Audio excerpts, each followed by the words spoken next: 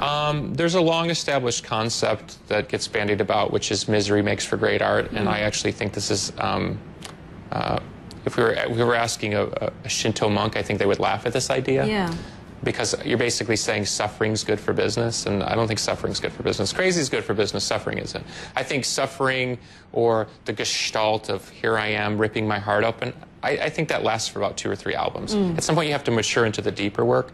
Most people are living lives of sort of survival, and constantly posing an existential crisis either through fantasy or oblivion really has been pretty much explored in rock and roll, at least in the Western version of rock and roll. Maybe not over here in Asia, but we've sort of kind of been through all that. So what are you exploring now?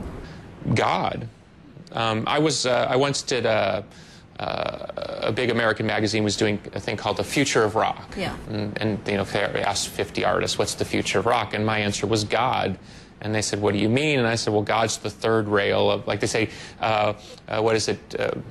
Social Security is the third rail of politics in America. Well, God is the third rail in rock and roll. You're not supposed to talk about God, even though most of the world believes in God. It's sort of like, don't go there. I think God's the great unexplored territory in rock and roll music. And I actually said that. I thought it was perfectly poised. And of course, they didn't put it in. Well, what would you say to Christian rockers then? Make better music. Personally, my opinion, I think Jesus would like better bands, you know? Now I'm going to get a bunch of Christian rock hate mail.